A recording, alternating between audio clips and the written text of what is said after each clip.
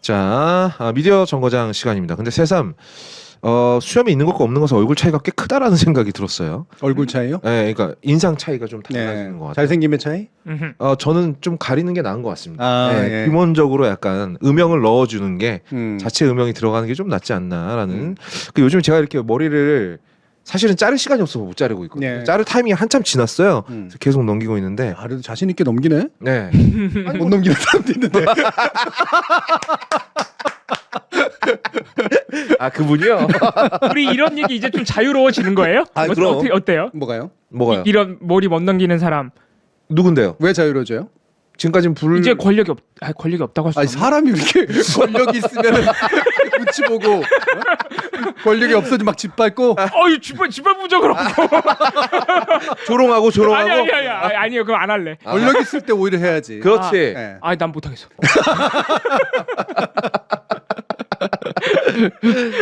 아니 근데 참 그분도 그렇게 고소고발을 남발하시는 분이 이거에 대해서는 고소를 안 하시더라고요. 그러니까 이게 뭐 네. 사실은 이런 거 가지고 얘기하는 거는 되게 웃긴데. 네. 근데 네. 뭐랄까 이렇게 그러니까 자신의 외모에 대해서 그렇게 막 신경 쓰고 사실 아까 우리가 정치 번역기 네. 시사 번역기 할 때 제가 네. 일부러 시간이 짧아서 안 넣었습니다만 네. 압권이 됐던 건 그 중간에 들어갔던 인용문이 또 한 가지가 있어요. 뭡니까? 그 나중에 뭐라 그러냐면 네. 기자회견 마치기 전에 네. 여러분과 함께한 모든 시간이 감사했습니다. 이 얘기를 해. 맞아. 뭐야. 그런 말이 있었어. 그게 당원들이랑 네. 같이 고생한 당직자들이랑. 이게 좋은 말이잖아요. 네. 근데 그 말을 왜 했을까? 도깨비에 나오는 대사잖아. 진짜? 너와 함께한 모든 시간이 그거구나. 그러니까 모든 시간이 괜찮고 그 아름다웠고 대사. 뭐 그거 있잖아. 네. 되게 그 대사거든. 아니 근데 데뷔를 안 봤거든요. 그래서 몰랐어요. 이 판국이 굳이 그런 대사를 그러니까 꼭 인용을 내가 해. 멋져 보이는 것만 생각하는 거야. 그 양반. 그러니까 그게 일반적으로 원래 하는 말은 아니잖아요. 맞아요. 근데 되게 그걸 좋아하시는 분들 사이에는 이제 마치 관습적인 표현처럼 돼 있는 거거든요. 예. 그거 나오자마자 네. 아침에 이제 그 보느라고 내가 잠을 잘 못 잤는데 네. 입장 표명하는 건 10시인가 한다고 뭐 그래가지고 11시인가 앉아 있었는데 그거 딱 듣다 와이프가 어떻게? 그거를 알 뿐만 아니라 그 드라마를 좋아하는 사람 좋아하는데 경기를 이렇게 했다 진짜. 그렇지. 아니 그리고 이게 솔직히 그럴 장소와 타이밍이 아니잖아요. 지금. 네. 아니 자기 지금 심지어 그 앞에는 사과하는 멘트까지 해놓고. 야 대단한 야, 멘탈입니다. 대단하다, 어떻게 보면 진짜. 진짜 대단한 멘탈인 것 같아요. 네, 뭐 하는 거죠? 넌 또 뭐 하는 겁니까? 시기해가지고. 깜짝이야.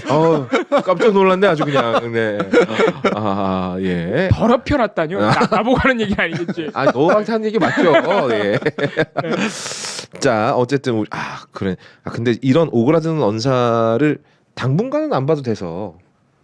근데 정치하게 되잖아요. 그러니까 당분간이라고 표현한 거예요. 근데 과연 자기가 원한다고 할 수 있을까라는 생각이 들기도 합니다. 네, 근데 그 부분은 제가 지난번에 정치번역 때 일부 예고를 했었고 네. 다음번에 이제 기회 되면 또 한번 얘기를 해드릴 텐데 제가 얘기했잖아요. 이준석 이 파이 쉽게 없어지지 않는다. 그러니까 이준석의 당선은 굉장히 많은 걸 함의한다고 저는. 네. 그리고 여러분들이 막 되게 정말 밀어내고 싶어 하잖아요. 정말 이 사람 안 됐으면 하는데 다 되잖아. 네. 이걸 감당하지 못하는 거예요, 여러분들은. 네, 맞아요. 이 총선 결과에 사실 그게 제일 싫은 거예요. 그러니까 정말로 많은 의석을 얻기를 바라는 것도 있고 대통령을 3년을 저렇게 놔두고 싶지 않다라는 마음도 다 있지만 동시에 보면 누군가 정말 얘네들은 좀 치웠으면 하는 맞아. 이런 마음들이 있거든요. 사람이 나이가 들고 어른이 된다는 건 내 뜻대로 세상이 굴러가지 않는다는 걸 아는 깨닫는 거예요. 거. 아는 잘. 네. 그리고 그게 그들이 각자가 나름의 의미가 있고 의미가 있다는 건 뭐냐면 그들의 지지세가 있다는 거거든요. 그 독자적인 어떤 자산을 우리가 수긍할 필요까지는 없지만 적어도 인정은 해야 돼요. 네. 그러지 않으면 자꾸 내 머릿속이 힘들어지거든. 그러니까 저도 잠깐 어제 좀 생각을 부여잡은 게 그렇지. 이게 뭐 누군가에게는 이게 필요한 지점이 있겠지. 그럼요. 네. 그리고 누군가한테 그렇게 거슬린다는 얘기는 또 누군가한테는 그만큼 역할을 해줬다라는 얘기거든요. 그럼요. 이재명 대표를 얼마나 싫어하는 사람 많아요. 맞습니다. 조국 대표를 또 얼마나 싫어하는 사람. 예. 그러니까 저를 싫어하는 사람도 역시 되게 많거든요. 여기에 끼어드나요? 조국급입니다. 이재명급이죠.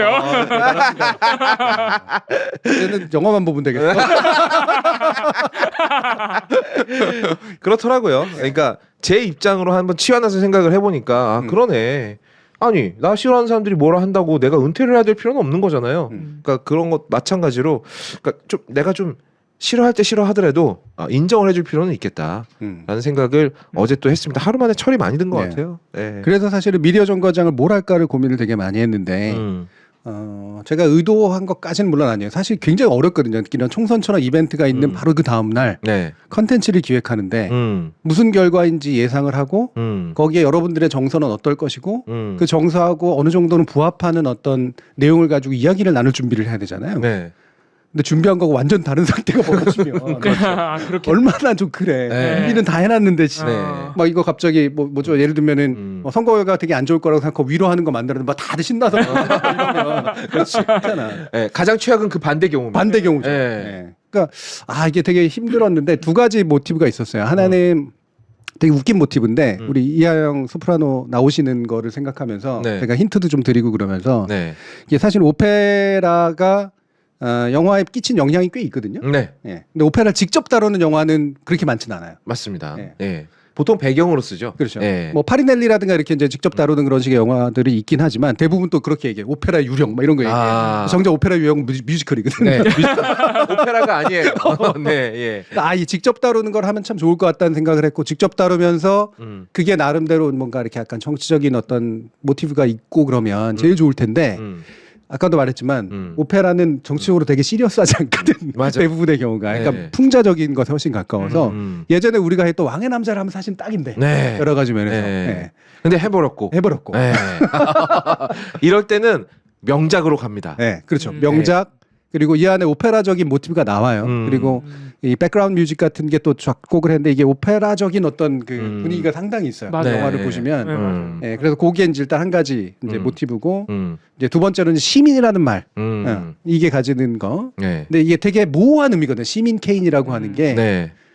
이게 긍정적인 아까 얘기했던 것처럼 지향이냐 좋은 거냐 나쁜 거냐 그죠? 되게 모호해요. 이 시민의 뜻이. 네. 네. 시민이라는 게 여기서는 약간 한낱 이런 느낌도 있고 그런 느낌도 있고. 이 양쪽 의미를 다 갖고 있거든요. 시티즌이라고 하는 게 시티즌이라는 시계 메이커가 있어요. 있죠. 네네네. 진짜? 네. 네. 근데 이게 뭐냐 그러면 시티즌이라는 타이틀을 달고 있는데 이 브랜드가 목표하는 바는 이거예요. 시민 누구나 가볍게 접근할 수 있는 가격으로 모두의- 좋은 시계를 만들자. 네, 뭐 국민차, 폭스바겐 같은 거. 네네. 폭스바겐 같은 거죠. 근데 여기서 쓰이는 시민은 굉장히 좋은 의미예요. 근데 여기 시민 케인에서 쓰이는 시민은요. 여기서 케인이 계속 얘기를 하거든요. 나는 아메리칸 시티즌일 뿐이요라고 말을 하지만 행동은 전혀 그렇지 않아요. 별로 좋은 사람 아니야. 네. 좋은 사람 아니에요. 근데 이 사람은 시민이라고 계속 말을 하지만 그 시민의 의미를 전혀 반대로 쓰고 있어요. 나는 시민이 아니다라고 계속 얘기를 하고 있어요. 네. 행동은요. 네. 맞아. 그렇죠. 네. 그래서 되게 역설적인 의미로 이제 사용하기도 하고. 그리고 또 한 가지가 이제 뭐냐면은 사실 이게 정말 역작인데 네. 여러 가지 면에서 영화 기법이나 뭐 스토리나 근데 이게 뭐 감독의 데뷔작이라는 게 더 놀라운 일 아닙니까? 네. 야, 이 사람은 천재야 확실히. 네. 이렇게 영화를 좀 공부하는 사람들한테 또 많이 알려져 있기도 한. 근데 여러분들은 네. 또 막상 보면은 옛날 영화니까. 네. 근데 사실 아직도 되게 훌륭해요. 지금 봐도 되게 훌륭한 영화는 맞지만 옛날 영화에 또 장벽이 있거든. 오페라 장벽이 있듯이. 네, 있습니다. 네. 네. 그런 거를 약간은 허물어드리는 것도 있고 그러면서 음. 제일 중요하게는 한 인물에 대한 우리의 평가라고 하는 게 네. 얼마나 일면적인가. 너무 좋다. 네. 얼마나 그럴 수밖에 없는가 애초에. 아. 저는 이거를 같이 좀 얘기하고 싶었다. 아. 이렇게 복합적으로 말씀을 드립니다. 탁월한 저는 선택. 교수님이 이게 또 언론사 얘기가 그것도 주된 있죠. 네, 그 그것도 있죠. 스토리를 이끌어가기 때문에 그 모티브로 가져오신 줄 알았어요. 네, 그것도 있죠. 근데 여기 등장하는 인콰이어러랑 그 경쟁사 크로니클 실제로 있는 매체들 아니에요? 인콰이어러나 크로니클은 고유명사라기보다는 일반 명사예요. 그러니까 우리 그런 일보처럼. 그런 매체가 어디에나 있었겠구나. 그렇죠. 네. 크로니클이나 인콰이어러가 붙은 것들은 수두룩해. 우리 예전에 TBS 시절에 언론 특히 미국 언론 역사를 할 때 이런 매체가 나왔던 것 같은 거예요. 네, 크로니클, 네. 인콰이어러 다 이제 들어가 있죠. 맞네요. 크로니클 헤럴드 이런 거. 도시 이름마다 하나씩 있는 것 같은데. 그렇죠. 크로니클이란 말 자체가 타임하고 똑같은 뜻이기 때문에 네. 네. 그래서 많이 붙죠. 그래서 그러면은 이것도 역시 뭐 오손 웰스가 이것까지 계산을 했는지 모르겠습니다만 이렇게 애매할 땐 일반 명사 붙여버리는 게 가장 좋거든요. 가장 좋죠. 그렇죠. 네. 혹시라도 휘말릴 수 있는 어떤 논란 이런 네. 것들도 망조할 수 있고 그럼에도 불구하고 이게 뒷얘기긴 하지만 그 당시 이제 허스트라고 하는 제가 예전에 해시태그 시절에도 얘기했는데 유명한 그 신문 재벌이 있거든요. 예. 이 사람이 엄청 방해를 해가지고 영화가 흥행에 성공 못해요. 아 진짜? 예. 언론에 대해서 약간 그렇지. 까니까 그런 게 또 있고. 그리고 이게 약간 여기 영화 속에서 케인이 하는 짓거리가 자기가 하는 짓이랑 많이 비슷하거든. 비슷하거든. 맞아. 그 허스트라는 사람이 처음으로 신문에다가 막 만평 싣고 그 사람. 그래서 옐로우 페이퍼. 예, 막 가십 실어버리고 네. 사실 확인 안 하고. 네. 그 자기 얘기네 케인이. 그렇지. 그러고 보니까. 네. 그리고 이게 이제 약간 현대 영화의 효시처럼 느껴지는 것이 약간 이게 현대적인 의미의 귀족과 재벌에 대한 이야기이기도 하고요. 그리고 그러니까 미국 사람이 제가 항상 좋아하는 영화 장르 중에 욕, 흥, 존, 망 장르가 있습니다. 예. 아슬아슬하다. 그지? 예. 저 지금 대한뉴스 어제 여파에서 아직 못 봐가지고. 전 여기선 철저하게 가립니다. 예. 그러니까 이 장르에 정확하게 맞아 들어가거든요. 근데 거기에 또 이게 놀라울 정도로 느와르적인 분위기를 풍겨요. 누아르적이죠. 누아르라는 장르가 없었을 시절인데. 네. 예.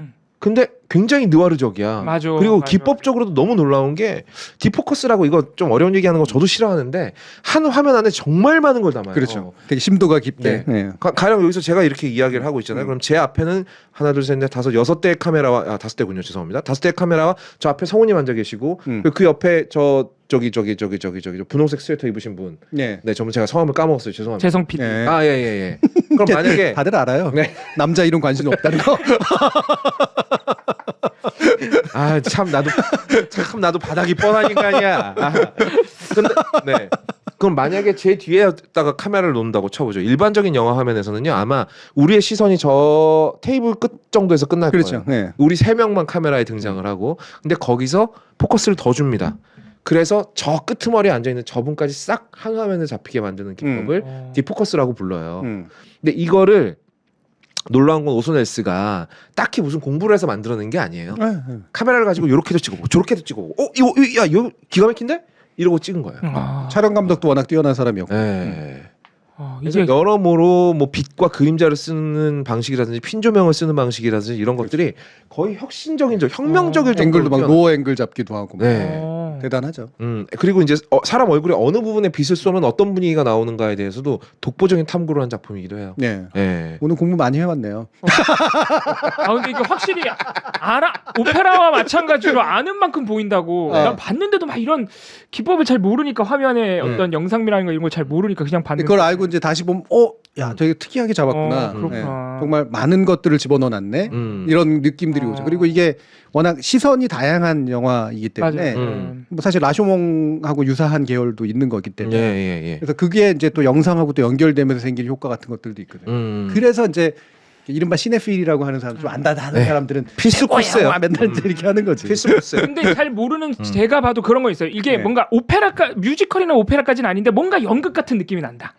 약간 뮤지컬 같은 느낌도 난다. 뭐 이런 느낌은 확실히 있는 것 같고. 그건 이제 조명을 극적으로 써서. 네 맞아요. 네. 그리고 약간 스튜디오 조명. 이거 대사 처리도 약간 그냥 그 시절 영화. 그건 옛날 영화라서.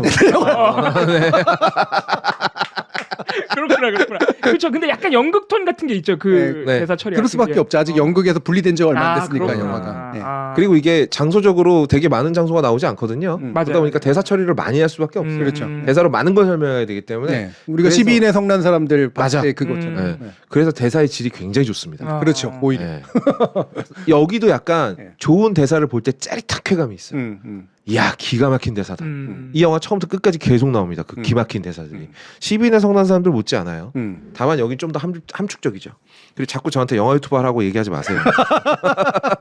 자꾸 왜 남의 밥그릇 뺏으라 그래. 지금 그쪽 동네 보면은 몇 명 없던데. 사양산업이라고 사양산업. 제가 옛날 영화를 찾아보고 제가 굉장히 좀 삐딱하지 않습니까? 옛날 영화 찾아보고 뭐야. 옛날 영화니까 옛날 영화의 가치가 있을 뿐이네 라고 단정을 내리지 않은 작품들 중에 하나입니다. 이거랑 알프레드 히치콕의 몇몇 작품들 빼놓고는 솔직히 저는 고전도 찾아보면서 그렇게 충격을 받아본 적은 없어요. 네. 네. 이게 요 말이 맞는 게 네. 대부분이 히치콕 작품이라든가 네. 이 오손 웰스 작품 같은 경우는 음. 진짜로 지금 봐도 이렇게 받는 느낌이 있어. 네. 근데 그 이유가 뭐냐면 네. 우리는 보통 영화를 내용으로 보거든요. 네, 네. 배우하고 시나리오, 예, 스토리를 보기 때문에 시간이 지나면 이 스토리텔링 기법은 훨씬 낙후돼 보이거든요. 근데 영상 기법은 더 낙후돼 보이거든. 근데 형식주의 영화들 이게 뭔가 영상적으로 뭔가를 개척한 사람들은 뭔가가 있어. 네. 네. 있어요. 그래서 팍 하고 나가. 네. 이게 그 당시 사람들이 받았던 충격을 내가 비슷하게 받을 수 있어. 이 영화 같은 경우에는 지금까지도 우리가 봐서 이 화면이 전혀 유치해 보이지 않은 이유 중에 하나가 잘 찍어서도 있지만 잘 가려서예요. 극단적인 핑 조명을 써서 정말 자신 있는 부분 말고는 다 그림자로 가려버리거든. 심지어 여기 신문 편집장으로 등장하는 사람은요 계속 그림자로만 나와요. 네, 그렇죠. 얼굴이 안 나옵니다. 그러다 보니까 뭔가 더 있어 보이는 거예요. 제가 수염을 기르는 것과 같은 이치죠. 밍밍했던 얼굴에 뭔가 있어 보이는 건 마찬가지로 그림자를 줘서 자신 없는 부분을 가리고 그리고 이게 후대 어떤 평가를 받게 될지까지는 이 양반이 생각을 안 했겠지만 지금 봤을 때 어설퍼 보이는 부분은 다 가려버린 거예요. 그렇죠. 네. 그러다 보니까 볼 때마다 사실은 요만큼씩 새로운 게 보이기도 하고 그리고 시대에 뒤처지는 부분들은 우리 눈에 아예 감지가 안 되는 겁니다. 네. 자, 이제 제 아는 척은 끝났습니다. 아니 근데 이렇게 영화에 대해서 깊이 있게 모르더라도 저도 봤는데 그냥 저 같은 평범한 사람이 스토리만 가지고 봐도 재밌긴 합니다. 근데 말씀하신 대로 이게 약간이 아니죠. 많이 옛날 영화인데다가 대사가 우리 그 12인의 성난 사람들보다 훨씬 은유적이고 함축적이에요. 네. 그래서 저는 조금 어려웠어요. 한참 보거나 돌려봐야 돼. 이게 무슨 뜻인지. 약간 그런 거 맞죠. 근데 네. 좀 어려운 측면이 있는데 그거를 천천히 따라가면 스토리 자체 재밌고요. 그리고 어차피 우리 시청자 여러분들 언론에 관심 많잖아요. 딱 신문지 등장하는 순간 그때부터 더 재밌어요. 네. 맞아 막 그러면서 보게 됩니다. 맞습니다. 그런 게 있으니까 한번 시간 있으실 때 봐도 충분히 재밌게 볼 수 네. 있어요. 이거는 유튜브로도 풀려 있어요. 네, 원작이 다 네. 풀려 있고 유튜브 영상도 꽤 화질이 괜찮아요. 그리고 자막도 다 달려 있을 거예요. 네, 자막도 달려 있어요. 저도 유튜브에서 봤어요. 네, 물론 저는 이제 4K를 보기 위해서 애플 TV에서 따로 구매를 해서 봤습니다. 네, 이 영화는 항상 그렇습니다. 그냥 이 어디 가서 내가 영화 좀 안다라고 얘기하려면 절대 피해갈 수 없는 작품이기 때문에 한 번은 거쳐가야 돼. 그러니까 지금 말 나온 김에 이 영화가 짧지는 않거든요. 근데 그렇다고 재미가 없지도 않아요. 지루하지도 않고요. 봉우리, 네. 자 시티즌 케인의 인생을 통으로 돌아봤잖아요. 그렇죠. 이 영화가 그런 영화니까. 네, 봉우리가 생각하기에 케인이라는 사람은 어떤 사람이에요? 미국 부자. 미리 해버렸다. 이걸 언제 어느 타이밍에 꺼내가 이거를 그린리프라고 할까 엄청 고민하고 있었는데 뺏겨버렸네. 선수당했네. 선수당했어. 네. 야. 조금 특별한 미국 부자. 양아치네. 이거를 교수님 노리신 것 같네. 이게 어마어마한 부자예요. 그냥 부자도. 어마어마한 미국 부자. 정치 권력에도 도전했다. 다야? 근데 저는 아무래도 이렇게 스토리를 이거를 한 두어 번 봐야 될 것 같은데 완벽하게 이 의미를 다 이해하지 못한 상태에서 언론에 대해서만 너무 재미있게 보다 보니까 저는 아무튼 이 사람이 엄청난 부자인데도 언론사에 과감하게 투자를 했고 그래서 그걸로 심지어 성공을 하잖아요. 어쨌든 간에 마지막에 또 실패해서 죽지만 뭐 죽는 거는 그것 때문은 아니지만 아무튼 그게 되게 인상적이에요. 좌절해가지고 에이 실패했어. 여러분 제 말을 믿으시면 안 돼요. 그것 때문에 죽은 거 절대 아닙니다. 그래도 다행히 보은이한테 영화 유튜버라는 얘기는 전혀 없네요. 다행이에요. 재밌게도 우리나라에서 조선일보가 네. 그 신문사를 인수하는 과정하고 되게 비슷해요. 우리나라 아, 조선일보도 그러네. 원래는 이제 맞아. 식민시기에 처음 만들어진 신문이다가 나중에 이제 방시일가가 이제 네. 그걸 가져가잖아요. 친일적인 행적을 가지고 있는. 네. 근데 그 방시일가가 돈을 번 게 금광 때문에 돈을 번. 맞아요. 진짜 비슷하네. 비슷해. 네. 근데 왜 외롭게 죽지 않았을까요? 따라할 거면 끝까지 따라할 일이지. 왜냐면 조금 다르죠. 시민 K는 네. 훨씬 복잡한 인간이었고 훨씬 복잡한. 단순한 권력욕망을 가지고 있는 인간이 네. 아니라 훨씬 복잡한 인간. 되게 얄밉게도 네. 사실 되게 그 바람직한 시민사회는 아니잖아요. 엄청 권위적이고 권력욕이 일단 굉장한 것 같고 근데 되게 똑똑해. 똑똑해? 똑똑하죠. 왜냐면 그 시대 때 이 언론의 힘을 알고 지금처럼 언론의 나쁜 기법들이 발달한 시대가 아닌데 그거 거의 만들어내잖아요. 자기가. 수완이 좋은 거죠. 네, 수완도 좋고 그래서 사실 정치 권력에 도전해서 될 뻔했고 근데 안타깝게도 자기가 만들어낸 기법에 당하는 방식으로 이제 실패하긴 하지만 그래서 저는 그런 언론과 관련된 부분들은 진짜 재밌게 봤어요.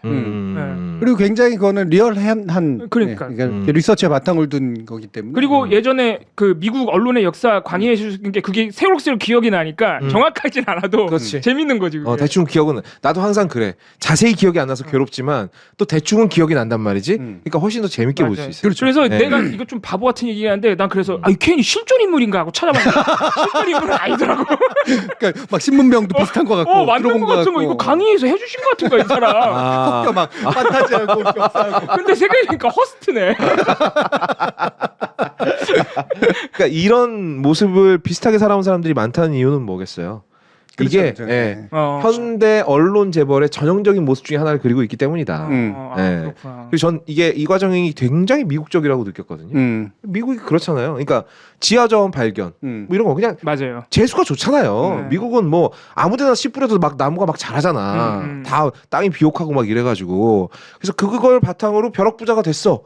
근데 뭐 본인의 욕망의 크기 때문인지 뭔지는 모르겠으나 나는 계속 시민 케인, 그러니까 이 케인이라는 캐릭터를 보면서요, 이 사람은 자기가 뭘 원하는지를 모르는 사람인 것 같다. 네.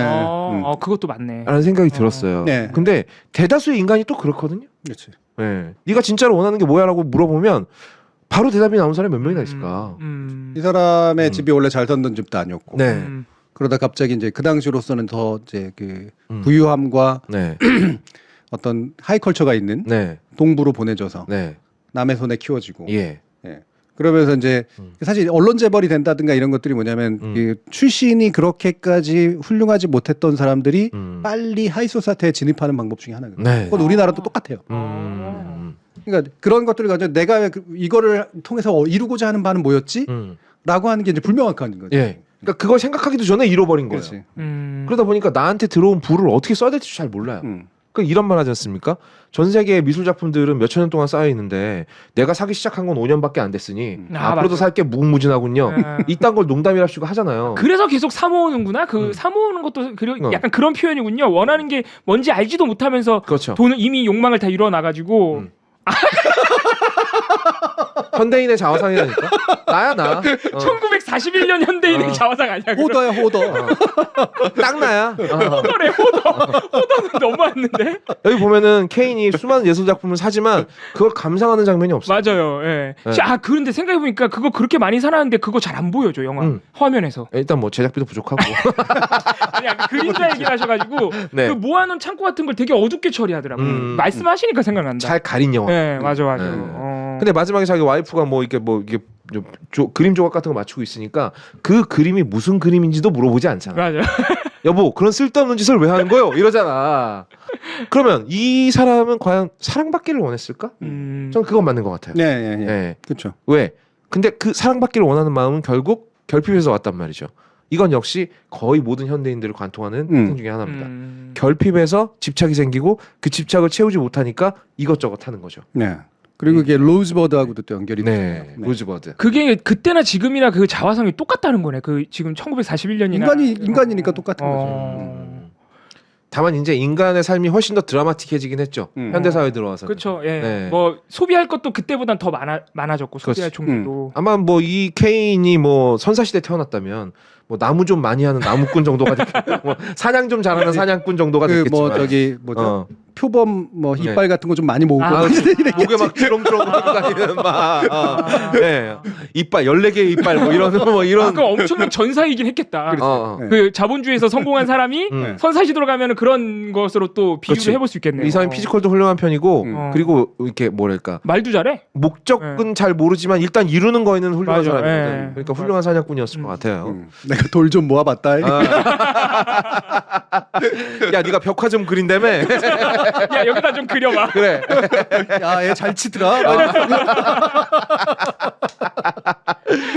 그래서 이 혁신적인 영화 기법과 그 당시로는 믿어지지 않는 훌륭한 촬영과 좋은 연기와 왜냐면 자기 데뷔작이니까 얼마나 열심히 연기를 했겠어요.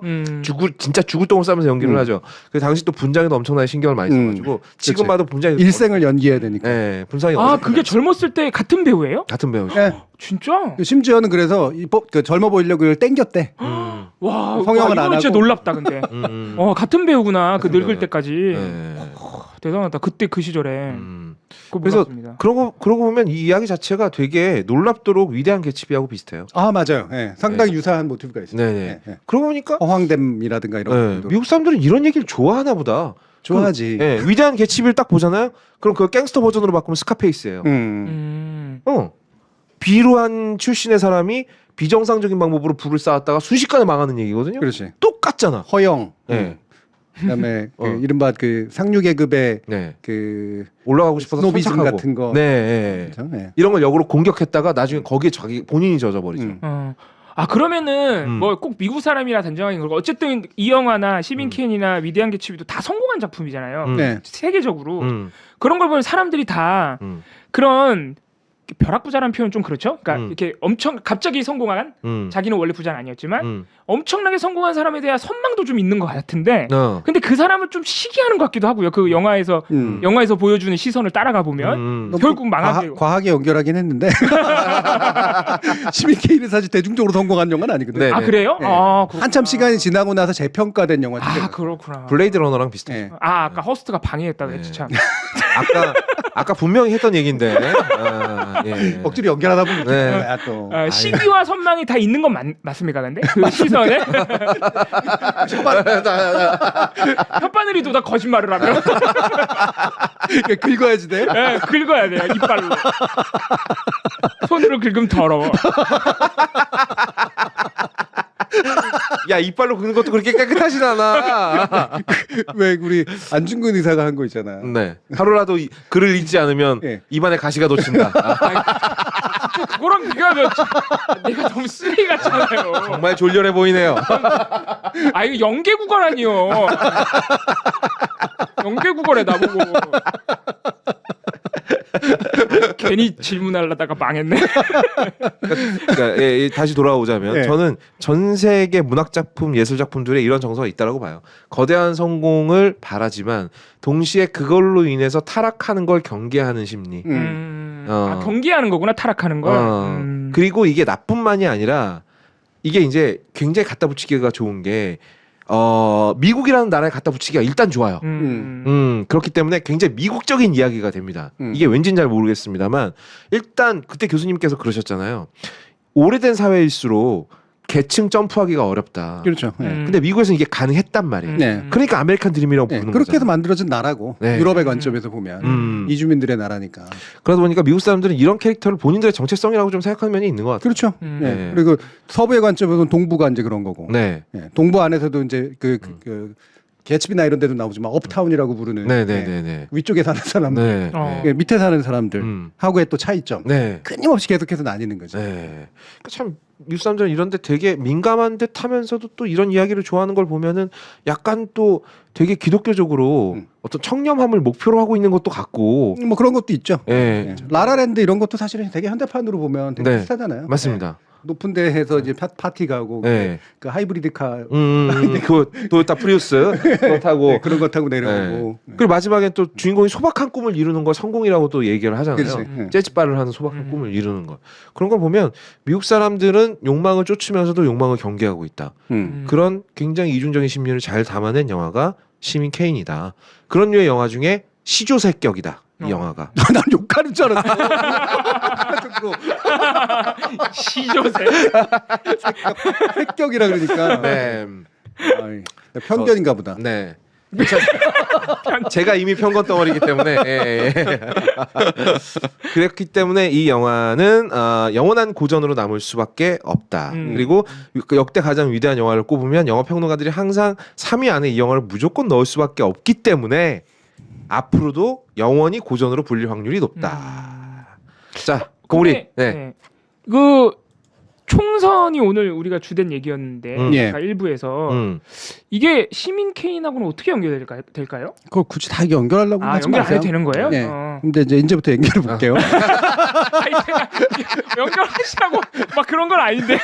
아니 그런 질문이 나오면 그 교수님이 연결하려고 이 영화 갖고 온 것 같잖아. 그러신 줄 알고 그런 게 아니었구나. 아니 뭐 언제나 반드시 그래야 되는 건 아니니까. 네. 그리고 뭐 총선하고 저는 오히려 직접적으로 연결되는 거는 다 좀 피하고 싶었던 면도 좀 있었어요.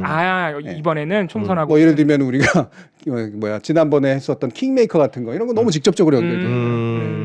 근데 이번에는 좀 그러고 싶지는 않았는데 굳이 얘기하면 시민이라는 모티브는 연결이 되긴 해요. 네. 아까도 얘기했던 것처럼 시민이라는 존재는 무엇인가. 네. 이 영화는 시민의 존재를 적극적으로 막 사회학적으로 분석해서 얘기해 주진 않거든. 네.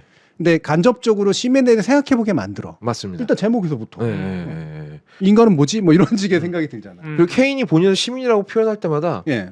약간 잠깐만 저 사람하고 나하고 똑같은 시민이야? 이런 생각이 계속 들거든요. 그 나중엔 약간 기분이 나쁩니다. 맞아. 본인 스스로 시민이라고 이야기하고 네가 뭔 시민이야? 그 아메리칸 시티즌이라고 자기를 강조할 때마다 되게 막 스포트라이트를 받고 막 네. 그런 데에서만 겸양을 떨 때 쓰거든요. 네, 맞아요. 네. 이거 좀 억지긴 한데 한번 해볼게요. 한동훈 위원장이 동료 시민이라는 말을 쓸 때 비슷하지 않습니까? 자기가 스포츠 쓸 때. 스프라이트? 뭐 사이다 먹을래? 이거 억지로 연결하다. 의성고기 봐. 아이씨, 아니 얘기하면서 봤는데 표정이 아니야. 너무 억지인가 봐. 죄송합니다. 아니래요. 예. 아니에요. 아니에요. 상당히 맞아. 연결이 돼요. 그래요? 연결됩니다. 물론 제가 그것만을 의도한 건 아니지만 상당히 연결이 됩니다.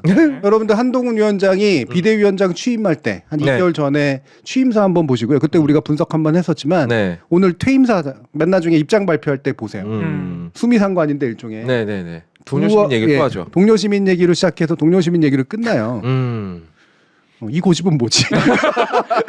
그렇게 여러 사람들이 아니라 그랬는데. 저는 약간 궁색하면서 나오는 거라고 봤거든요. 네. 왜냐하면 다르게 표현하고 싶은데 아는 어휘가 많지 않으므로 그냥 한 번 꺼낸 거 또 쓰자. 근데 그 정도라고 보기보다는 저는 나름 역점을 둔 단어라는 거지. 그리고 많이 그러니까 많이 누군가로부터 배워서 이제 꽂힌 단어라고 제가 그랬잖아요. 그리고 그 단어 그 자체는 죄가 없다. 다만 그 단어를 그렇게 쓰는 건 좀 아닌 것 같다. 이런 얘기를 했는데 자신의 그 어떤 살아온 역정하고 한국적인 조건하고 지금의 여당의 상황하고 딱 맞아떨어지는 단어로서 표현된 게 아니라 어디서 멋져 보이니까 불러와가지고 여전히 그게 성과 중에 하나라고 생각을 하는 거야. 하긴 지금 패배해서 끝나는 장면까지 그걸 썼으니. 그러니까 내가 이들한테 남겨둔 것은 이 동료심이라고 하는 호칭. 그리고 이걸로 나는 차별성을 했고 그리고 나는 언젠간 돌아올 텐데 언젠가 돌아올 텐데가 있다. 언제가 맞네. 돌아올 텐데 맞네. 그때 나를 기다리는 동료 시민들 곁으로 다시 돌아올 거다. 그렇죠. 그러니까 나 잊지 마. 자기 유산을 끝까지 좀 자기 돌아올 때까지 남겨놓고 싶은 마음. 일종의 영국 열번 같은. 네. 대단하다 이 사람 진짜. 시민이라는 단어를 사람들 머릿속에 영국 열번 처리하고 싶었던 거구나. 이거는 내 브랜드야. 당신들의 머릿속에 내가 박아놓은 브랜드니까 내가 없어지더라도 나 없어지고 나면 이거 누가 함부로 사용하면 안 돼. 나만 사용할 수 있어. 난 언젠가 돌아올 거야. 라고 하는 느낌이 이제 느껴져요. 되게 쓸데없는 걱정을 하시네요. 아무도 안 쓸 텐데요. 근데 이런 자기 브랜딩은 진짜 약간 타고난 것 같은 느낌 들지 않아요? 아니 나는 집착하고 있다는 느낌을 너무 많이 받았는데 그러니까 타고난다도 여러 가지 뜻이 있잖아요. 그렇죠. 나쁜 의미로도 쓸 수 있잖아요. 지향인가요? 지향인가요? 저는 이렇게 타고 싶진 않아요. 이렇게 타고나고 싶진 않아요. 이렇게 타고나는 걸 지향합니까? 지향합니까? 지양. 쉽. 왜 쉽 뭐? 아니에요. 양이라는 게 쉽이요. 향은 스멜. 그렇게 뛰는 우리 성악가님이 너무 크게 웃으세요. 약간 저 웃음은요 웃겨서 웃는 웃음이 아니에요. 한심해서 나오는 웃음이에요. 어쨌든 웃으면 건강에 좋습니다. 무슨 소리야? 아무 말이나 막 하네 이제 그냥. 비대위원장이에요? 아무 말이나 너무 막 하시네. 죄송합니다. 네. 이 시민 케인의 주인공은 시민이란 말을 아까도 거엄니 아주 정확히 주셨지만 사용되리라고 예측되기 힘든 상황에서 자기 호칭으로 사용하죠. 되게 장식처럼 사용하잖아요. 그래서 오히려 시민이라는 단어로부터 어색함과 거리감을 느끼게 만드는 그런 효과. 오히려 일반 시민들을 그 동료 시민이라고 느끼지 못하게 만드는 그렇죠. 효과가 있어요. 그렇죠. 네. 일종의 전문용어로 치면 이격 효과, 또는 낯설게 하기 이런 이제 게 있단 말이에요. 저는 이거 굉장히 의도한 거라는 거죠. 감독이. 그리고 미국인들에게서 시민이라는 개념 굉장히 중요한 개념이거든요. 원래는 로마의 개념이고 그리스의 개념이지만 유럽에서 중세 때는 사라졌던 개념이고 맞죠. 프랑스 혁명으로 되살아난 개념인데 근데 이 프랑스 혁명을 보다 더 먼저 시민들의 나라를 만들었다고 생각하는 미국인. 예. 그래서 펠로우 시티즌이라는 개념이 그래서 의미가 있는 거고. 근데 거기에 굉장히 어색하게 사용된 시민. 미국인들에게 있어서 굉장히 중요한 공통의 어떤 정서를 담은 건데 그 말을 쓰는 저 사람 보면 되게 좀 기분이 나빠지는 이런 거잖아요. 예. 그러니까 미국적이면서도 미국을 굉장히 배반하는 이제 그런 측면들이 있는 거죠. 근데 지금 이제 한동훈 위원장이 써왔던 시민이라는 특히나 동료 시민이라는 말이 네. 실체는 빠진 채 나한테만 딱 이렇게 휜 조명이 들어오는 맞아요. 것 같은 네. 이런 상태를 즐기다가 간 거라고. 즐기다가 갔어. 그러니까 저는 약간 진짜로 농담이 아니라 비슷한 느낌을 받은 게 그 수많은 카메라들이 자기를 향해서 플래시를 터트리고 있을 때 케인이 그러잖아요.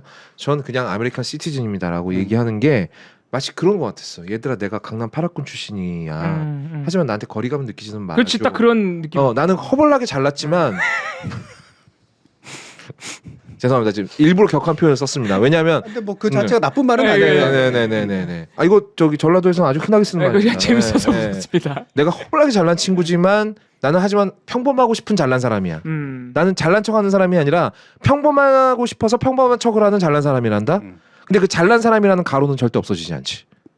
그래서 그 말을 들을 때마다 기분이 나쁜 것 같아. 그러니까 한동훈 위원장이 썼던 동료 시민도 거의 뭐 같은 맥락에서 같은 의미로 거의 그 같은 의도로 쓰였던. 그렇죠. 그리고 심지어 이렇게 얘기를 해보니까 동료 시민을 시민 케인의 아메리칸 시티즌처럼 썼다고 생각하면 이 사람이 선거 패배에 대해서 오늘 그렇게 사과한 것처럼 진심으로 반성하거나 사과하고 있을까? 당연히 진심이 아니지. 내 잘못이 아니라고 생각하는 사람인데. 진짜 슬퍼지네. 진심이 아닐 것 같아요. 네, 그렇게 생각해요. 저는 한동훈 비대위원장이 의외로 대중연설할 때 자기 속마음을 너무 많이 내비친 것 같아요. 네. 뭐 제 책임이 아니다 이런 거. 그럼. 그리고 아까 잠깐 시사번역에도 나왔었지만 그 짧은 말 안 해도 어쩜 이렇게 옹골차게 들어가 있나? 옹골차게. 곱처럼 들어가 있더라고요. 아주. 누르면 쭉쭉 누르면 쫙쫙 나올 것 같은 그냥 아유 그냥. 근데 되게 슬픈 게 그 선거 끝나고 이제 어제 이후에 오늘 오전에 나온 언론 보도들 보면요. 그 한동훈 위원장을 버리지 못하는 보도가 꽤 돼요. 그럴 수밖에 없죠. 예를 들어서 문화일보가 가장 우리가 총선 내내 우리가 한동훈 위원장한테 가장 배팅을 강하게 한 보수 매체라고 계속 우리가 봐왔잖아요. 그렇죠. 문화일보 오늘 사설 같은 경우에는 한동훈을 뭐라고 묘사해놨냐면 윤석열 대통령으로서는 한동훈 위원장이 아니었으면 개헌저지선도 무너졌다는 표현을 쓰더라고요. 그러니까 이 판국에도 한동훈을 띄워주고 싶은 마음이 문화일보 되게 극단적인 타입 근데 약간씩 남아있어요. 보수 언론. 보호하는 거죠. 네, 보호하더라고. 한동훈 귀한 줄 알아라. 네. 잠재적 자원을 보호해야 되니까 이제는 나경원, 안철수 이런 식으로 이제 잠재적 자원들이 다시 돌아왔는데 네. 오세훈도 오늘 갑툭튀했죠. 그렇죠. 네. 자기들도 마음이 하나씩 급해지고 이제 좀 있으면은 아마 흥미로운 경쟁이 붙을 거예요. 재밌을 겁니다. 근데 이게 재미도 있지만 동시에 어떠냐면 국민의힘을 지지하거나 이 보수 쪽을 지지하시는 또는 특히나 언론 쪽이 나름 약간 패배의 이 상태는 굉장히 안 좋지만 이렇게 해서라도 빨리 윤 대통령을 지우고 가고 싶은 마음이 느껴져. 그러네. 진 김에. 진 김에 지우고 가고 그러면 이렇게 얼마조만 서로 경쟁하고 그러면 거기서 막 이렇게 이른바 관객 효과 같은 게 있어서 관심이 집중되고 그중에 누군가가 막 드라마틱하게 딱 떠오르는 순간 거기를 핀조명 넣어주면 되거든요. 그렇지. 이런 것들을 짜고 있는 게 보이거든요. 제 눈에는. 근데 그러니까 당연히 치우면 안 되지 함부로. 그렇죠. 그 후보군 중에 그래도 유력한 사람으로 자기네들은 한동훈 그렇지. 위원장을 생각해 왔는데. 그리고 저는 한동훈 위원장의 워딩 중에 워딩이라는 말이 사실은 틀린 말을 하면서요. 한동훈 위원장이 연설에서 했던 말 중에 아직 여러분들은 저한테 기회를 주시지 않았습니다라는 말이 저 그렇게 들렸어요. 난 아직 개발되지 않은 내가 스스로 개발을 피하긴 했지만 난 아직 누구와 정면 승부를 해서 데미지를 입은 적이 없는 자원이다라는 걸 왠지 보수 신문을 보고 읽었을 것 같아요. 그래서 나는 그 말이 그렇게 튀어나왔다라고 생각을 해. 그렇지. 자기 띄워주는 거 사실 너무 띄워줬잖아요. 그 총선이 매일 밤 검색을 그렇게 하신대요. 자기 이름을. 거업님이 댓글 보는 거하고 비슷한 심리예요. 그러니까 악플 달잖아요. 심지어 한동훈 위원장은 많은 언론이 엄청 띄워줬거든요. 아니, 선거 막판 와서야 뭐 원톱 한계론 뭐 이런 게 나온 거지. 선거 기간 내내 엄청 띄워줬는데 그 중에서 자기 비판하는 거 몇 개 찾아가지고 악플을 다는 거야. 그렇지. 맞아. 네. 특히 막 이재명 대표가 사실 한동훈 위원장 언급을 거의 안 했다시피 한 번이죠. 하잖아요. 거의 한 번도 안 했어요. 근데 간혹 가다가 한번 비슷한 말 나오거나 국민의힘 뭐라고 하면 거기다 악플을 달듯이 막 연설을 하고. 아 그럼 나는 자기는 이쁨 받고 살았고 이렇게 칭찬받고 살고 있고 이렇게 유력한 데들이 다 나를 이렇게 칭찬하고 있는데 갑자기 여기가 나를 이러니까 범죄자. 거기에 이제 범죄자 주제. 하고 있는 거지. 댓글 달듯이 막 얘기를 하는 거지. 당신이 오해하고 계십니다. 뭐 이렇게. 당신이 오해하고. 근데 이런 얘기는 진지할수록 웃기거든요. 네. 그래서 많이 웃겼어요. 네. 네. 그러니까 이거를 사실은 잘 그러니까 이게 정면으로 들이받는 게 아니라 받아 흘리는 게 정치인의 스킬일 텐데, 이분은 막 그거 다 받더라고요, 막. 받고 막 어떻게든 돌려주고 싶어서 막 안달을 하는데, 그러면 나중에 다시 돌아올 때도 이 부분 전혀 개선이 안 돼 있겠네요? 뭐 그거는 제가 솔직히 기대나 뭐 희망이나 아니면 뭐 계산이나 짐작은 안 하려고요. 알아서 그냥 했으면 좋겠고. 예. 네. 사실 그동안 보는 걸로 충분히 피곤했으니까. 그냥 알아서 했으면 좋겠고 하는 게 좋겠죠. 자신을 위해서라도 좋을 텐데 네. 뭐 하라 그래서 할 것 같지는 않아서 뭐 느끼는 게 있으면 할 테고. 네. 사람의 성장케라고 하는 건 지금 같은 때 성장하는 거기 때문에 뭐 그가 능력이 있다면 성장케로 저는 돌아올 수도 있다고 생각을 합니다. 네. 근데 기대는 별로 잘 안 하긴 하지만. 예. 자, 근데 여기서 이제 이거를 약간 더 비틀어서 총선하고 이제 약간 달리 이제 가는 것 중에 네. 여기서 이제 여러 인물들이 나오는데 네. 여기 오페라 가수가 인물이 나오잖아요. 네. 너무 안타까운 분이죠. 네. 네. 이분은 왜 등장했을까? 어떤 장치일까? 이분. 일단 주인공에게 있어서는 객체지만 주체예요. 객체지만 주체라고요. 사랑하는 객체지만 이 사람이 인정받는 게 곧 내가 인정받는 거예요. 아바타다. 네. 아바타인데 그래서 그렇게 마지막에 떠나고 나니까 그렇게 좌절하는 거예요. 왜냐하면 지금까지 숱하게 여인들과 만나고 헤어짐을 반복했잖아요. 근데 왜 이 여자한테만 그렇게 집착할까? 이 여자에게는 나랑 비슷한 결핍이 있거든요. 그래서 내가 그 결핍을 최선을 다해서 채워줘요. 근데 안 되죠. 그러니까 더 나 같은 거예요. 그러니까 나는 이 여자를 끝내 내 마음에 드는 모양으로 만들어 놓고 싶은 거지. 그래서 이 여자가 형편없는 노래 실력을 뽐내지는 않았죠. 형편없는 노래 실력을 선보이면서 수많은 사람들이 야유를 할 때 혼자 박수를 치고 있는. 그 장면이 이제 밈으로 많이 나오죠. 이런 많이 나옵니다. 찾아보세요. 사실 눈빛을 보면 본인도 알아요. 형편없는 노래라는 거. 하지만 인정하고 싶지 않은 거예요. 그렇지. 왜냐하면 쟤는 나니까. 그렇게 해석이 되는구나. 혼자서 이제 이 냉소를 자기의 어떤 지위나 힘으로 누르려고 하는 거예요. 그래서 자기 스스로는 자기가 또 엄청 대단한 사람이라고 생각하고 있으니까. 그러니까 그 여자를 볼 때마다 사실은 아무것도 내 힘으로 이룬 게 없는데 껍데기만 이렇게 커져버린 내가 보이는 거예요. 그러면은 영화에서 그 이제 그 기자들이 계속 케인이 이제 죽은 다음에 쫓아다니는 그 의미가 그 성악 가수일 수도 있겠네요. 그럼? 로즈버드가요? 네. 로즈버드는 영화 내에 무슨 뜻인지 나오는데요. 아니 물론 진짜 넓게 해석하면 뭐라고 나오지? 무지하게 넓게 해석하면은요. 왜 나는 저 장면 맞아요. 저 장면입니다. 저 짤이죠. 네. 어허, 이 친구 영화를 혹시 요약본으로 봤나요? 아니요, 봤어요. 맨 나중에 로즈버드의 뭐 이제 100%까지는 아니지만 70%의 답은 나오죠. 네. 어렸을 때 타고 놀던 썰매 이름이에요. 그 썰매 내가 왜 그거를 못 봤지 그럼? 끝에 꺼버렸나? 맨 끝이라서 아마 끝난 줄 알고 껐을 거예요. 척한 거 아니야? 너만 본 거 아니야? 콜로라도 엄마 아빠 가난했어. 눈 겁나 많이 와. 다 봤죠? 거기서 타던 썰매 막 눈 수북이 쌓여. 썰마는 뭐야? 썰마는 그 이상 아저씨한테 잡혀가. 다 봤다. 다급하니까 반말하네. 나 봤다. 굳이 말하면 이제 뭐 그럴 수도 있죠. 이제 로즈버드라고 하는 게 100%는 아니지만 어린 시절 내지 이제 그러니까 결국은 우리가 그 향수죠, 향수. 예. 향수, 냄새나는 향수 말고 고향에 대한 어떤 그리움, 돌아가고 싶어하는 마음, 이게 또 결핍을 의미하기도 하고. 근데 이게 이제 로드버드가 대표하는 건데. 뭐 그것의 대체물 정도는 있을 수 있겠지. 전 좀 시니컬하게 본 게 왜냐하면 이 양반은 25세가 된 다음부터, 그러니까 오손 웰스가 이 영화를 만들던 나이랑 똑같죠. 25세가 됐을 때부터 막대한 재산이 생겼기 때문에 그 다음부터 모든 일은 내가 결정했어요. 근데 유일하게 자기 스스로 결정을 내리지 못한 일이 있어요. 뭐냐 그러면 어렸을 때 어머니가 일방적으로 결정을 해서 귀족과의 교육을 받으러 떠날 때. 거의 반강제로 떠났을 때예요. 근데 거기에 대한 미련만 남아 있는 거예요. 만약에 내가 부자가 되지 않았다면 난 훨씬 훌륭한 사람이 됐을 거예요 라고 얘기를 하니까 내 어린 시절에 내가 뭐가 잘못돼서 지금 내가 이렇게 엉망인 거지? 라고 생각을 하니까 혐의를 둘 데가 그거밖에 없는 거야. 내가 남들처럼 평범한 어린 시절을 못 보내서 이래. 그러니까 수많은 핑계 중에 하나에 불과할 수도 있고요. 아니면 정말로 그 사람이 죽을 때까지 그걸 그리워했을 수도 있어요. 알 수 없는 거죠. 네. 아 근데 그거는 또 거짓말은 아닌 것 같은데 그 어렸을 때 그 귀족 집안에 좀 강압적인 교육을 받잖아요 실제로. 그렇죠. 행동도 네. 되게 제한되고. 그거는 그러니까 이게 결핍으로 아주 큰 결핍으로 그 사람한테 작동한 건 맞는 것 같아요. 아 그래요? 그렇죠. 네. 그건 뭐 그 이제 어린 시절에 그 해석은 다 문제가. 다를 수 있어요. 네. 전 약간 핑계라는 느낌도 받았거든요. 네.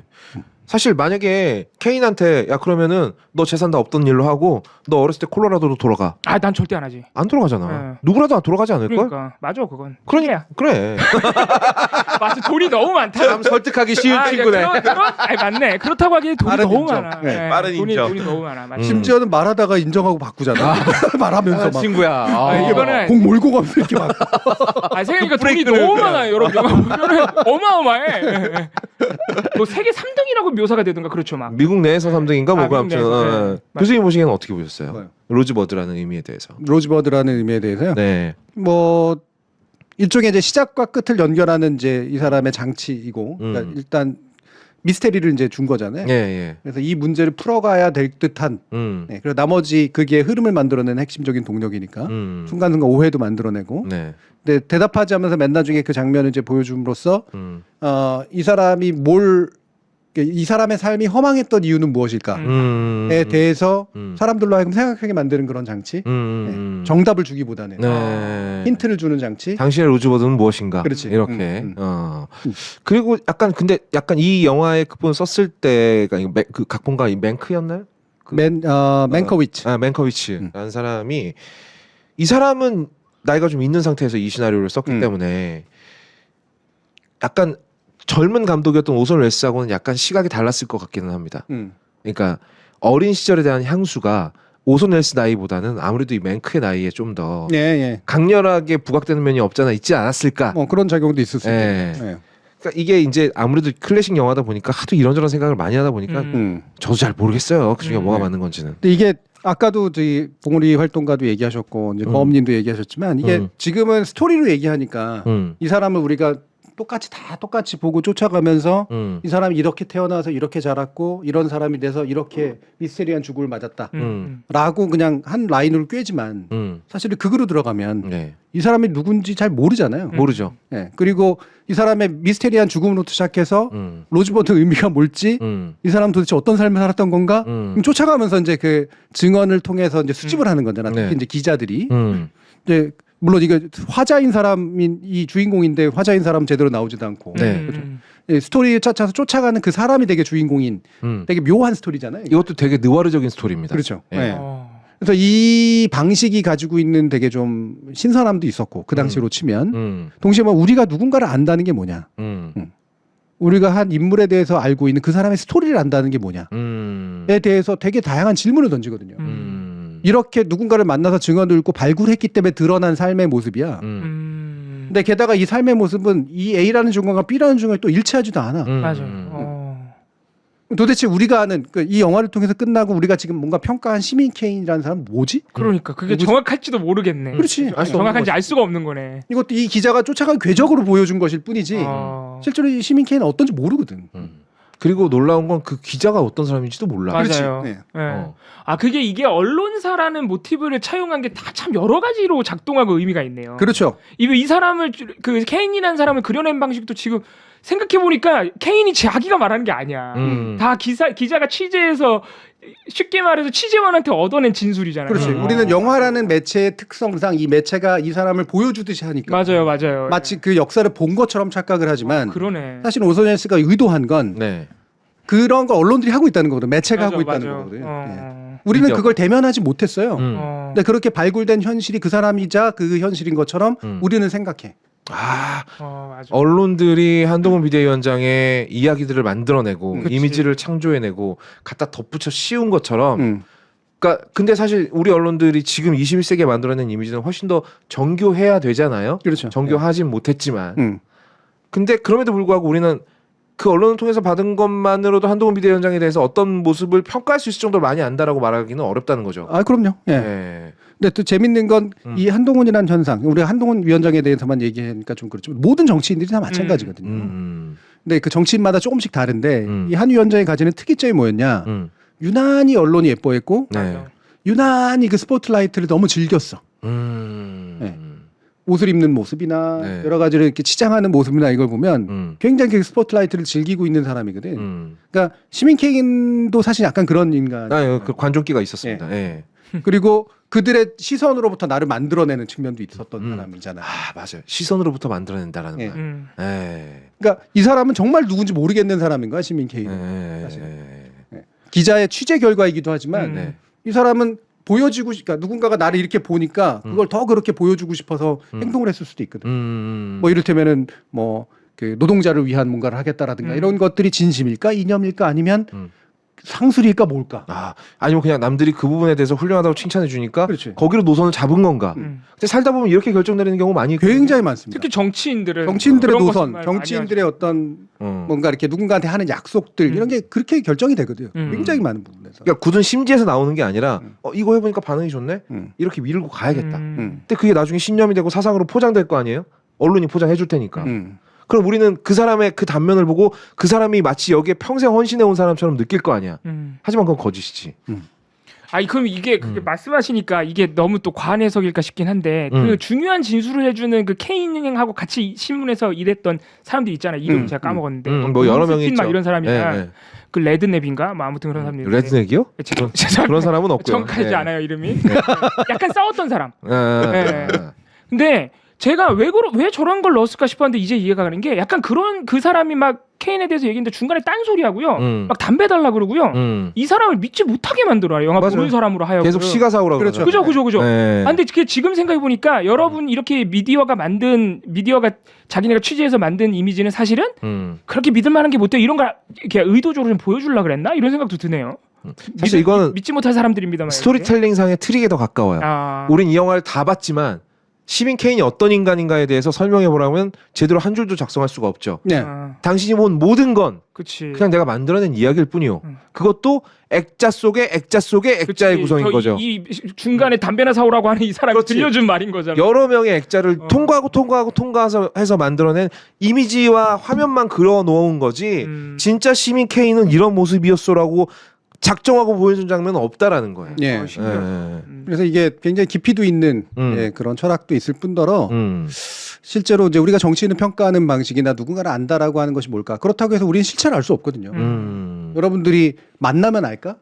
만나도 쉽지 않을 이 거예요. 만난 요 면만 나는 보는 거지. 이 면은 못 보는 거거든. 네네. 근데 나는 어디 가가지고 막 얘기해. 그치. 남면을 봤는데 말이야. 얘 완전히 또라이고 막 이러면서 얘기하잖아. 그러니까 네. 진술이 엇갈리죠. 당연하죠. 그러니까 그러면 너무 허탈해지잖아. 네. 우리가 누군가에 대해서 판단하고 알 수 있을까? 아. 모른다는 거야. 일단 모르는데 네. 그러면 그 다음에 나오는 건 그러니까 모르니까 에라 모르겠다가 아니라 그러면 안 돼. 그건 너무 단순하잖아. 그런 생각. 중요한 건 내가 일면을 보고 있다는 것만 알아도 큰 진보라는 거예요. 내가 보고 있는 게 이면이다. 그렇지. 완전히 믿지 않는다. 예. 내가 본 것에 대해서. 예. 예. 그리고 그냥 더해 나가고 알아나가고 그러면서 그냥 잠정적으로 그것에 대해서 전제하는 것. 이게 참 제가 이렇게 말하면서 이게 참 잔인한 일인데 그런 태도를 유지하기 정말 어렵거든요. 맞아. 쉽지 않죠. 맞아요. 네. 가령 우리가 사랑하는 여자에 대해서 처음 사랑에 빠질 때 예쁜 면만 보일 거 아닙니까? 근데 만약에 그 여자에 대해서 안 좋은 소문이 들려온다. 무시할 거 아니에요. 네가 걔에 대해서 뭘 한다 그래. 근데 그 사람 나름대로 본 단면을 얘기한 것 뿐이에요. 하지만 나중에 또 내가 스스로 그런 면을 발견해낼 수도 있죠. 그 여자한테서. 자꾸 이성관계로 치환하니까 잘 안 맞는 것 같아요. 그만두죠. 근데 걱정돼서 그러는데 저거 초 끝나면 진짜 방송 탁 끊겨요? 네. 그래서 네. 미디어 정거장은 여기까지. 진짜야? 와, 가차 없구나 오늘. 자, 시청해주신 여러분들 감사드립니다. 예. 음. 자, 그리고 이제는 헤어질 시간이기 때문에 이제 헤어지는 멘트는 해야죠. 야, 예. 이건 이쪽에 편집점입니다. 네. 그렇죠. 네. 사실은 일부러 이렇게 끝낸 면도 좀 있어요. 이거는 좀 결론을 짓기가 힘든 영화고 결론을 짓기 힘들기 때문에 보자고 한 영화이기도 하고요. 그 답을 여러분들이 좀 생각해 보셨으면 좋겠어요. 내가 누군가를 안다는 건 뭘까? 예. 그리고 나는 어떤 실천을 할 수 있을까? 예. 하지만 뭐 예를 들면 그러니까는 아무나 그냥 에이씨 상관없어라고 하지 않는 나만의 어떤 근거랄까? 이걸 얻는 방식이 뭘까? 네. 이런 거 같이 좀 생각해 봤으면 좋겠어요. 약간 그런 생각은 듭니다. 마이크 뮤트라니까. 여러분 내 얘기 안 들려요? 내가 이러다고 말 못할 것 같아? 이런 생각은 듭니다. 만약에 누군가에 대해서 알고 싶다라는 욕망이 드셨다면 적어도 이 영화에 등장하는 신문 기자만큼은 해야죠. 그러고 나서 그 사람에 대해서 결론을 내려야 되겠죠. 그래도 이 기자는 열심히 하더만 막 사람 찾아다니면서. 잘 썼습니다. 예. 자 이제 우리 그 헤어지기 위한 대사를 또 해야 되니까 그때까지 잠깐 켜주시죠. 네. 나도 사정해야 돼. 자, 오늘 우리가 7시 체조 재편하고 총선 이후에 처음으로 이제 해봤는데요. 다양한 여러분들이 더 힘들어하시는 것 같아요. 이제 끝나는 거야? 계속 눈치를 보고 계셔. 5분 전부터 막 눈치 보고 있고. 예, 다들 이렇게 서로 훈련되어 가는 겁니다. 네, 네. 그렇죠. 자 마지막으로 네. 그 얘기를 좀 드리고 싶은 게 오늘 이제 우리가 함께 해주신 우리 이하영 소프라님께도 다시 한번 또 감사를 드리고 싶고요. 네, 그리고 여러분들이 이제 잘 사세요 이제. 네. 너무 힘들어하지 말고. 네. 여러분들도 그러시고요. 아 네, 깜짝이야. 네. 나 잘리는 줄 알았네. 네. 근데 제가 이제 네. 지금 이제 다양한 그 뭐 봄철 학기에서 초청 강좌, 독서반 이런 것들이 하나씩 해티티도 이제 열어가지고 일종의 다시 보기 서비스 같은 거 이런 거 해시칼리제 만들어가고 있는데요. 이 중간에 여러분들이 갑자기 기가 꺾이는 순간이 오지 않을까 싶어서 약간 염려가 돼요. 오늘 아침에도 보니까 제가 이렇게 딱 하고서 이제 열어봤거든요. 10만 넘었잖아. 어제 10만 3천 거의 근처까지 갔었거든요. 네. 구독자가. 예. 갑자기 한 50명이 빠지는 거야. 맞았구나 또. 그러니까 이게 빠지는 게 나쁘다는 게 아니라 네. 이 빠지는 사람들의 마음은 뭘까가 이제 걱정이 되는 거예요. 네. 그러니까 특별히 우리가 뭘 잘못했다 이런 게 아니라 이제 모르겠어. 그렇지. 지겨워. 포기지 포기. 자포자. 그러니까 이런 행동들로 표현되는 게 아닐까. 예. 그래서 그 뭐 그렇게 해도 상관은 없어요. 솔직히 말하면 허탈해지면 가끔은 뭐 그런 행동을 통해서라도 뭔가 내가 뭔가를 하고 있는 듯한 느낌이 들면 할 수 있는 거죠. 근데 제가 여러 가지로 이제 강조해 왔지만 우리가 사는 방식은 사실은 이런 결과에 의해서 그렇게까지 좌우될 문제는 분명히 아니고 아까도 좀 설명을 드렸지만 우리가 그렇게까지 좌절할 이유가 별로 없는데도 불구하고 왜 이 좌절이 자꾸 이렇게 만들어지고 있는가 이 부분에 대해서 좀 고민을 같이 했으면 좋겠다는 생각이 들고요. 오늘은 그것의 그냥 일부. 네. 예. 약간 좀 더 냉정해지면서도 그 허한 마음을 나누고 아까 우리 이하영 소프라님 나온 것처럼 이런 얘기도 하면서 예, 되게 그러니까 뭔가 연결되는 느낌. 특히나 저는 그 마지막 말씀이 참 좋았거든요. 네. 이제 그런 것들을 서로 이렇게 할 수 있는 그런 공동체가 있다는 게 얼마나 좋은 건가. 라는 그런 생각을 좀 해주셨으면 좋겠어요. 이번 주 토요일 날에 이제 박순찬 화백 모시는데요. 네. 박순찬 화백 일요일 참 죄송합니다. 예. 토요일은 제가 딴 데 가요. 예. 일요일에 모시는데 네. 많은 분들이 참여하셨으면 좋겠어요. 그리고 다양한 방식 온라인으로라도 뵙든가 그리고 그 전에 제가 일부러 실제 강의 시작하기 전에 일찍 오시는 분들과 일종의 부흥성회? 예. 그래서 그냥 하고 싶은 말도 그냥 막 하는 그런 시간. 실제 박수찬 화백님 시작하시기 전에 이제 그런 시간을 마련해가지고 여러분들과 그냥 터놓고 얘기하는 이제 그런 시간으로 좀 해봤으면 좋겠다. 그리고 나서 그 기운을 모아서 이제 또 우리 박수찬 화백님하고 나눌 말씀도 되게 많을 테니까. 그래서 원하시는 분들은 어떤 형식으로든 온리도 높든 참여해서 한번 말을 나눴으면 좋겠다. 그런 생각을 마지막으로 드립니다. 네. 마이크 안 나가지? 나가요. 나가고 있습니다. 나가요. 네. 예. 뭐 좋은 말씀 많이 있어. 심기일전하는 것도 좋고요. 그리고 약간은 좀 멀리 떨어져서 생각하자는 것도 좋은데요. 저는 근본적으로 이런 생각은 좀 하고 싶습니다. 여러분들이 원했던 결과에서 너무 많이 벗어나 있나요 지금? 그건 아니지 않나요?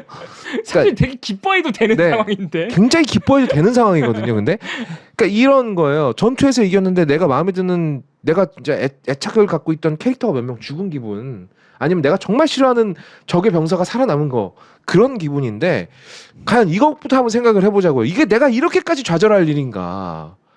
성공에 가깝지 않나? 이걸 굳이 성공 실패로 나누자면 그러면 내가 이렇게 괴로워하는 게 크게 의미가 있을까?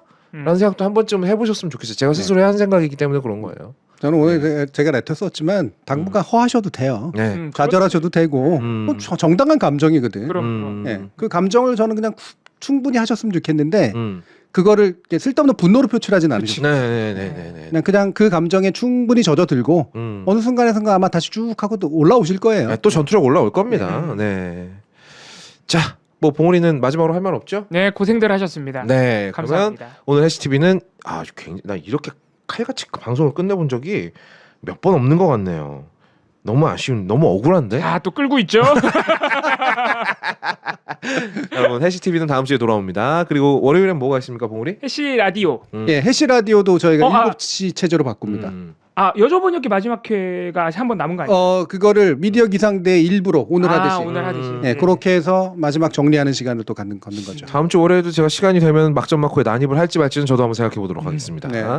근데 일부에 민 기자님이 혹시 못 오실 수도 있기 때문에 아직 시간 정리가 좀 안 돼서 아하. 거업님 오시면 앉혀놓을게요.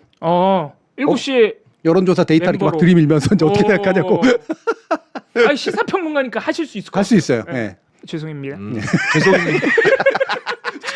죄송입니다. 죄송합니다는 뭐예요? 그러니까 빨리 끝내줘요. 알겠습니다. 그러면 월요일에 만나요, 여러분. 안녕. 감사합니다.